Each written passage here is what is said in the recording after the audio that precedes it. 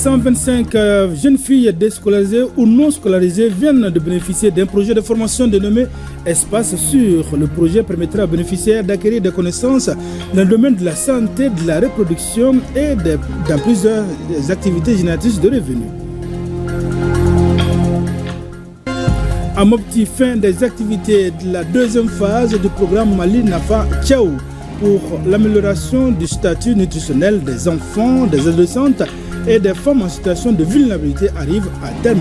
L'heure est au bilan des activités. Mesdames, Messieurs, une fois de plus, bonjour et bienvenue dans ce journal. Rendons-nous d'abord en Russie, là-bas, en marge de la célébration du 80e anniversaire de la grande victoire russe lors de la Deuxième Guerre mondiale. Le président du Faso, chef de l'État, le capitaine Ibrahim Traoré, a accordé une audience vendredi au ministre en charge de la Défense de la Confédération des États du Sahel. Les ministres chargés de la Défense sont venus rendre compte de la situation sécuritaire dans l'espace AES au président du Faso. Nous vous proposons d'écouter le ministre malien de la Défense et des anciens combattants, le général de corps d'armée Sadio Kamara, à l'issue de l'audience. Après avoir passé en revue la situation sécuritaire de l'espace sahélien, nous avons fait le point de l'évolution de la situation sécuritaire de notre confédération des États du Sahel, en vue de la sécurisation de notre espace confédéral. Nous avons particulièrement fait le point des avancées concrètes de la mise en œuvre de la force unifiée de l'AES, qui a déjà enregistré des victoires sur le terrain. Le président Traoré nous a fait profiter de sa sagesse, de sa clairvoyance, particulièrement à travers une lecture lucide de l'environnement géopolitique et géostratégique international, régional et sous-régional. Il a prodigué des conseils éclairés et donné des orientations pour que nous puissions accélérer le processus afin que les victoires tactiques sur le terrain puissent se transformer en victoires stratégiques pour le retour de la paix et de la stabilité dans notre espace.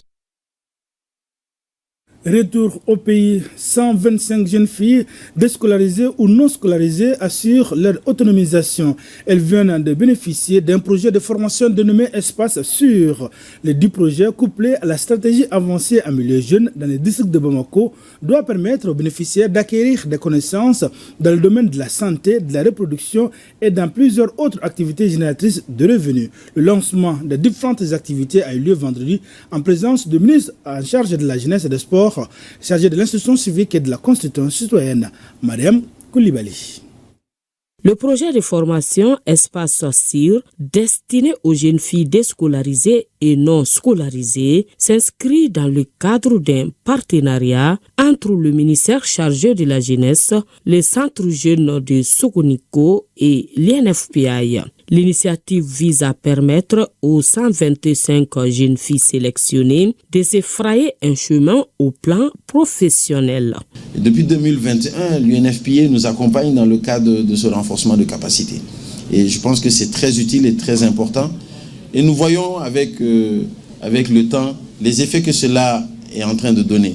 Et peut-être je vais faire une suggestion aux partenaires. Ce serait de voir dans le futur comment on peut évaluer l'impact de ces projets aujourd'hui depuis 2021 jusqu'à 2024. La formation qui dure 6 mois va porter sur plusieurs thématiques liées à la santé et de la reproduction et des activités génératrices de revenus comme la pâtisserie, la coiffure, la savonnerie, entre autres. Un cadre réel d'autonomisation pour les bénéficiaires.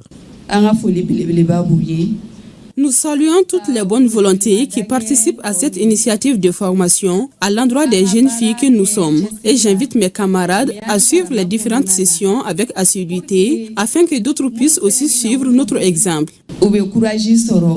Cette initiative est au cœur des priorités nationales en les rendant actrices de leur santé, de leur corps, de leur choix, mais aussi de leur avenir professionnel.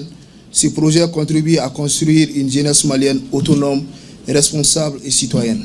Les zones de concentration, notamment l'autogare de Sougouniko, les halles de Bamako, les carrefours des jeunes et la maison des jeunes de Bamako abriteront la dite formation. L'association Vision Sida a organisé le jeudi dernier un atelier de renforcement des capacités à l'intention des établissements secondaires publics de la rive gauche du district de Bamako. L'objectif de cette formation est de promouvoir la promotion de la santé, notamment en matière de lutte contre le VIH-Sida. Le lycée Ba Aminata Diallo El-Bad a abrité cette première formation au niveau secondaire. Reportage signé Dossé Babadjara Abdoulaye Samaki. Ils sont plus de 250 participants à prendre part à cette session de formation et de sensibilisation sur les dangers du VIH-Sida. Parmi eux, des lycéens en nombre venus de 14 établissements secondaires publics de la rive gauche du district de Bamako. Un atelier de renforcement des capacités initié par l'association Vision Sida, en collaboration avec le secrétariat exécutif du Haut Conseil de lutte contre le Sida. Le secrétariat exécutif du Haut Conseil national de lutte contre le Sida fait la promotion de la santé, notamment en matière de lutte contre le VIH-Sida. Alors c'est dans ce cadre qu'on a fait un partenariat avec l'association Vision Sida pour aujourd'hui ravifier les clubs des jeunes scolaires pour la lutte contre le VIH dans le pays. L'importance de cette formation est que au moins les élèves, soi-disant les participants, vont sortir ici avec des connaissances, avec la formation. Ils peuvent se défendre et aller informer leurs collègues. Selon les statistiques, 120 000 personnes vivent avec le VIH au Mali. Parmi elles, 86% sont des jeunes. C'est une formation très importante. Elle m'a permis, moi et mes camarades, de comprendre ce que c'est réellement le VIH, de voir comment on peut le traiter et de lever le voile sur certains mystères qui se cachent derrière cette maladie.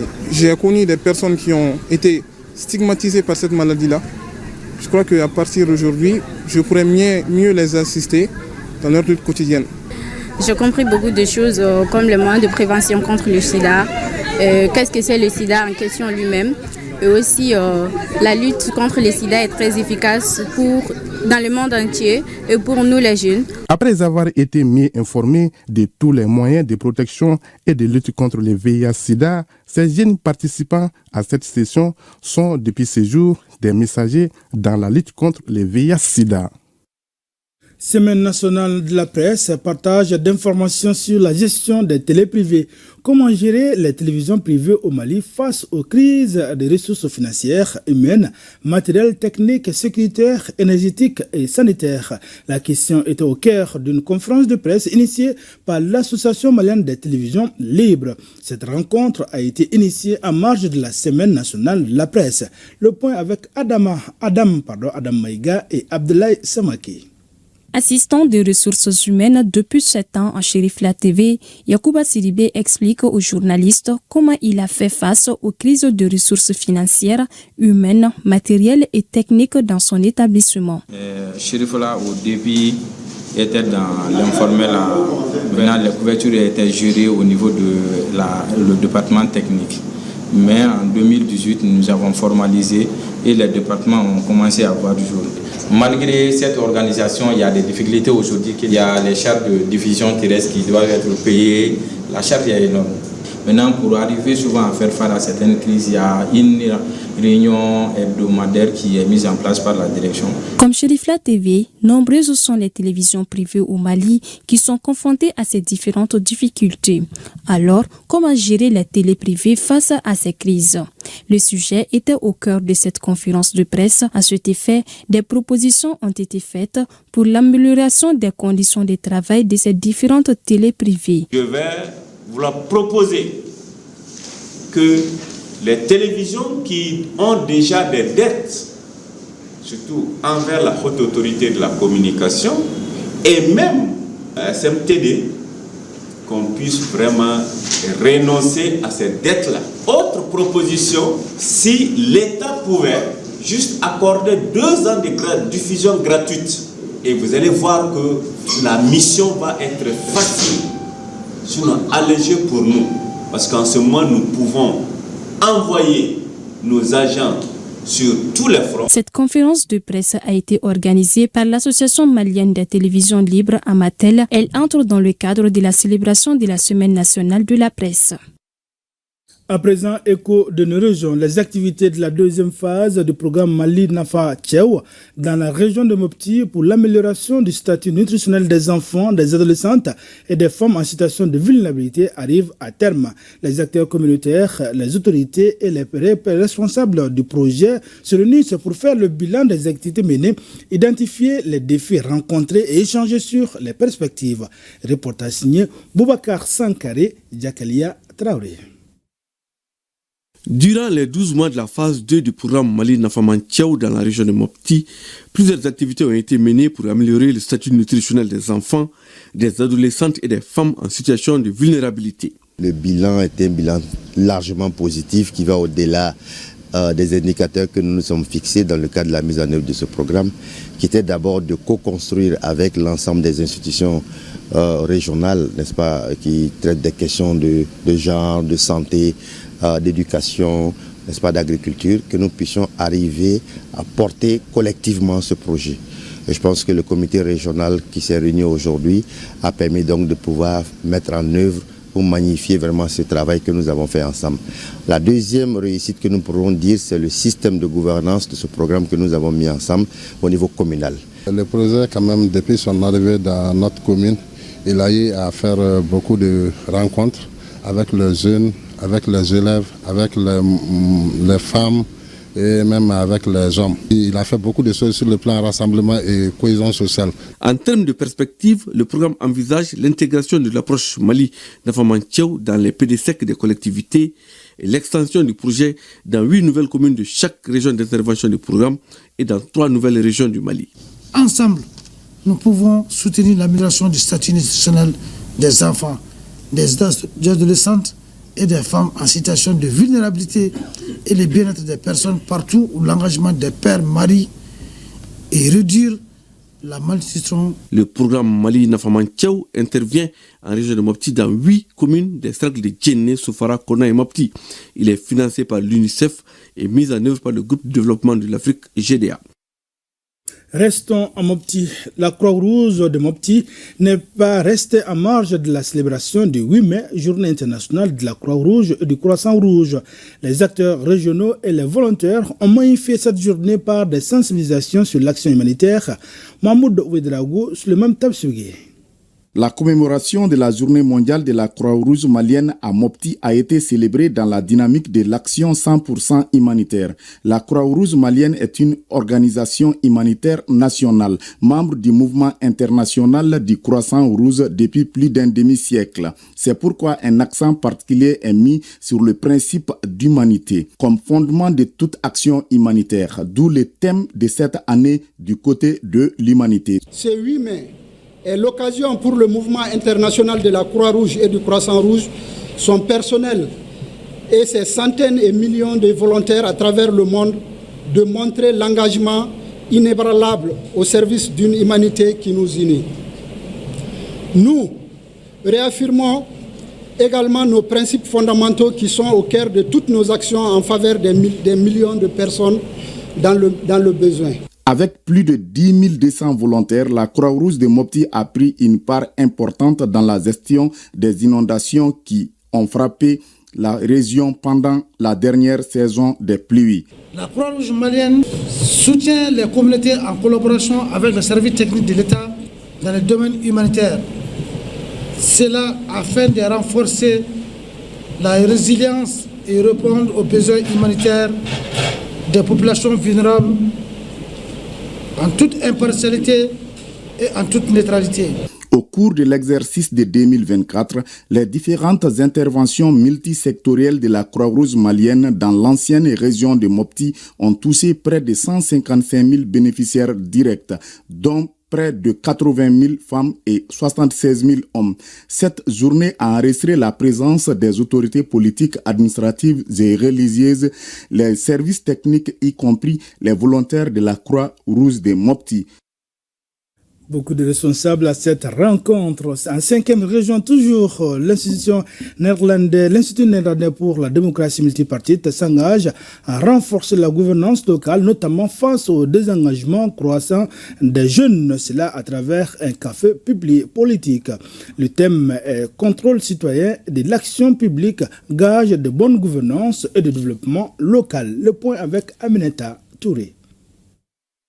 L'Institut néerlandais pour la démocratie multipartite s'engage à sensibiliser les jeunes leaders civiques et politiques à leurs responsabilités civiques à travers un panel café politique avec comme thématique contrôle citoyen de l'action publique, gage de bonne gouvernance et de développement local. L'objet de notre rencontre aujourd'hui, c'est vraiment l'organisation de ces cafés politiques et sur une thématique qui, pour nous, elle est très importante au niveau de la localité de Mopti et qui, bien sûr, que dans le reste du Mali. Il s'agit du CCAP, du contrôle citoyen de l'action publique, pour informer, sensibiliser les jeunes, pour que la jeunesse puisse s'intéresser davantage à la vie de la nation, mais aussi à la vie de leur communauté, à la vie de leur collectivité. À travers ce panel, il ressort que le contexte malien montre un besoin pressant de renforcer la gouvernance locale, notamment face au désengagement croissant des jeunes citoyens. Il y avait des côtés cachés sur le contrôle citoyen de l'action publique que je ne connaissais pas au fait. Mais grâce à ces cafés politiques, je l'ai su. J'ai aussi su l'importance du contrôle de l'action citoyenne. Quel est l'objectif même du contrôle de l'action citoyenne? C'est un thème vraiment hyper intéressant pour nous. Le contexte dans lequel on est, la démocratie, place le citoyen au cœur de la décentralisation. Pour être au cœur de la décentralisation, il faut participer au développement local, au développement communal. Sur financement de l'Union européenne, l'Institut néerlandais pour la démocratie multipartite NIMD est une organisation non gouvernementale dédiée à la promotion d'une politique pacifique, équitable, inclusive et représentative à l'échelle mondiale. Un peu devant à Gao, l'Association malienne pour la solidarité et le développement renforce les capacités des communautés et des commissions financières sur la gestion pacifique des litiges fonciers ainsi que les droits au logement, à la terre et à la propriété. La session est financée par une HCR. Compte rendu Sambar Haïdara Alassane Amadou. Les conflits fonciers engendrent très souvent des violences intercommunautaires. C'est pour pallier à cette situation que l'ONG AMSOD et son partenaire, le Haut Commissariat des Nations Unies pour les réfugiés, ont initié cet atelier de renforcement des capacités à l'intention des leaders communautaires et des membres des commissions foncières du Cercle de Gao. À travers cet atelier, nous souhaitons vous outiller davantage pour mieux accompagner nos communautés dans la prévention des conflits et la gestion équitable des terres et le dialogue local. Ce que nous accomplissons à travers cet atelier dépasse largement le cadre d'une simple rencontre. Il s'agit d'un investissement dans la dignité humaine, dans l'autonomisation des communautés. Nous sémons ici les graines de l'autodétermination, du vivre ensemble et de la résilience. Cette session de 2 jours va sans nul doute permettre aux participants de s'outiller afin de mieux gérer les litiges fonciers. Qui dit foncier, dit PDI et enfin, nous remercions vraiment AMSOD et HR par rapport à cela parce que déjà ce qu'ils ont en train de créer par rapport à ça, c'est une cohésion sociale déjà à la base. L'État reste pleinement engagé à soutenir tous vos efforts favorisant la médiation, la protection, les droits fonciers et la reconstruction d'un climat de confiance entre les différentes parties et partenaires. Notons que cet atelier entre dans le cadre de la mise en œuvre des activités du projet d'appui à la protection, l'accès aux services et à la résilience climatique, volet logement, terre et propriété. Les experts de la Commission nationale des droits de l'homme et de l'équipe régionale d'appui à la réconciliation sont les facilitateurs attitrés de la session. À Tombouctou, elles sont une vingtaine d'organisations de la société civile à renforcer leurs capacités dans le domaine humanitaire. Objectif, permettre aux différentes organisations féminines d'identifier les contraintes et analyser les besoins d'accompagnement. C'est une initiative de l'UNICEF et ses partenaires. Reportage signé Salim Konati. 20 organisations de la société civile féminine de Tombouctou renforcent leurs capacités dans le domaine humanitaire. Cet atelier de 3 jours est organisé par l'UNICEF en collaboration avec le cabinet angolais et la direction régionale du développement social de Tombouctou. Le rôle de la femme est très important dans le processus de résilience face à la crise que nous vivons, que ce soit face aux catastrophes naturelles et aussi aux conflits. Donc, d'où l'importance de cette activité pour cette phase vraiment de faire relever une analyse barrière de la région de Tombouctou. C'est 20 organisations de la société civile féminine qui vont bénéficier de cette formation, qui rentre dans le cadre de l'analyse des barrières, des goulots, qui entrave pratiquement l'intervention des femmes dans les domaines humanitaires au niveau de la région de Tombouctou. Cette initiative est appréciée à la fois par les bénéficiaires et les autorités administratives de la région. Cet atelier est venu à un bon moment parce que nous sommes une centaine d'associations et ONG dans la région de Tombouctou, mais nous n'avançons pas parce qu'on a des obstacles.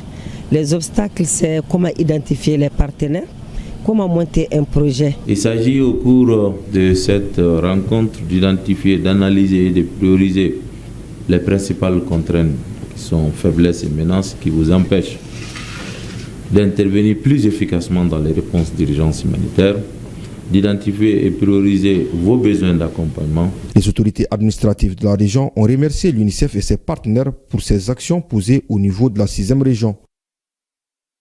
En 3e région, les acteurs de développement régional et local réfléchissent sur les stratégies à mettre en place pour une meilleure coordination et une gestion efficace, efficiente des enjeux et questions de développement. C'est à la faveur de la session ordinaire du CROCSAD, Comité régional d'orientation, de coordination, de suivi et des actions de développement au titre de l'exercice 2025.